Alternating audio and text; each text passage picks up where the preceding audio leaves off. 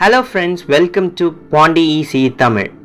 Okay, நம்ம இன்றைக்கி என்ன பார்க்க போகிறோம்னா ஆர்கிடெக்சர் ஆஃப் 8085 மைக்ரோ ப்ராசஸர் பற்றி தான் பார்க்க போகிறோம்.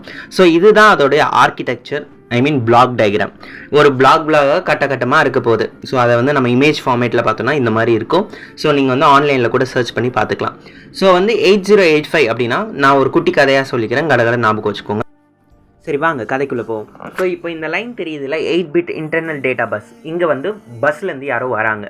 அவங்க வரவங்க வந்து என்ன பண்ணுறாங்க, சாப்பிட்றாங்க ஞாபகம் வச்சுக்கோங்க. சாப்பிட்றவங்க அவங்களோட சாப்பிட்ட ஃபுட்டை எப்படி இருக்கும், வயிற்றுக்குள்ளே போகும். ஸோ அக்குமுலேட்டர் அப்படின்றது ஸ்டோரேஜ். ஸோ ஏன்றது அக்குமுலேட்டரோட இன்னொரு பேர் வந்து ஏ ரெஜிஸ்டர். அதுக்கப்புறம் டெம்பரரியாக ஸ்டோர் ஆகும் இல்லையா நம்ம வயிற்றில். அதுக்கப்புறம் வயிறில் எது பண்ண போகுது. ஸோ சம்டைம்ஸ் எனர்ஜி அது மாறும். அதுதான் ஃப்ளாகு ஃப்ளிப்ஃப்ளாப்னு ஞாபகம் வச்சுக்கோங்க. நம்ம சாப்பிட்ட பொருள் ஏதோ பண்ணி லைக் வயிற்ற கலக்குது இல்லை. ஸோ அது வந்து ஏஎல்யூ அரித்மெட்டிக் லாஜிக் யூனிட் ஞாபகம் வச்சுக்கோங்க. ஸோ இந்த மாதிரி நடந்தோடனே அடுத்த ப்ராசஸை நம்ம எங்கே போவோம், ஹாஸ்பிட்டலுக்கு போவோம். ஹாஸ்பிட்டல் போனோன்னா அவங்க நமக்கு ஒரு இன்ஸ்ட்ரக்ஷன் தருவாங்க, இன்ஸ்ட்ரக்ஷன் ரெஜிஸ்டர் அப்படின்னு ஞாபகம் வச்சுக்கோங்க.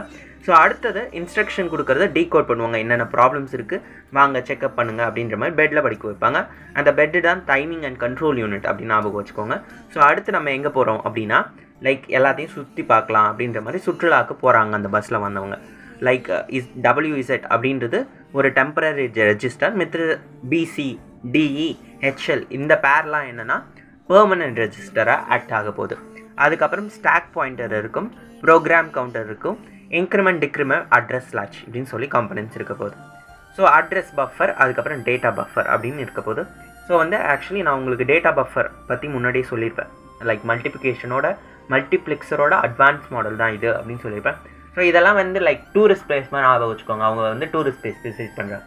ஸோ இதெல்லாமே எங்கே நடக்குது அப்படின்னா ஒரு டிவிக்குள்ளே நடக்குது. ஓகே, இதை யார் பார்க்குறாங்க, ஒரு சீரியலில் பார்க்குறாங்க. ஸோ சீரியல் இன்புட் அவுட்புட் அப்படின்னு ஞாபகம் வச்சுக்கோங்க. அதுக்கப்புறம் நம்ம பார்க்கக்கூடியது அந்த ஆன்டி சீரியல் பார்க்குறாங்க இல்லையா. ஸோ அவங்களோட இன்புட் கொடுக்குறாங்க அவங்களோட சீரியல் பார்க்குறது.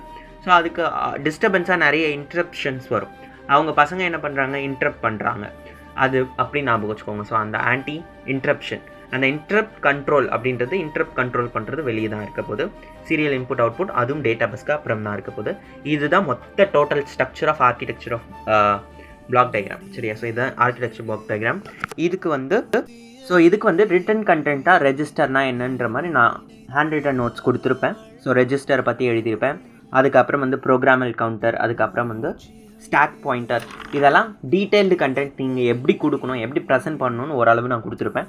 இதை வந்து நீங்கள் வந்து லைக் 6 பேஜஸாக மாற்றி எழுதணும். 1 பேஜில் இந்த டயக்ராம் வரைஞ்சிட்டு மிச்சதெல்லாம் கொடுக்கணும். ஸோ அந்த மாதிரி கொடுத்தீங்கன்னா யூ வில் கெட் ஆப்வியஸ்லி 11க்கு 11 போட்டுருவாங்க. இது வந்து கம்பல்சரி வருஷம் வரக்கூடிய கொஷின். ஸோ அதனால் பார்த்து படித்து இதை வந்து எழுதுங்க. All the best for your semester exams. எல்லாத்துலேயுமே நல்ல மார்க் எடுங்க. தேங்க்யூ.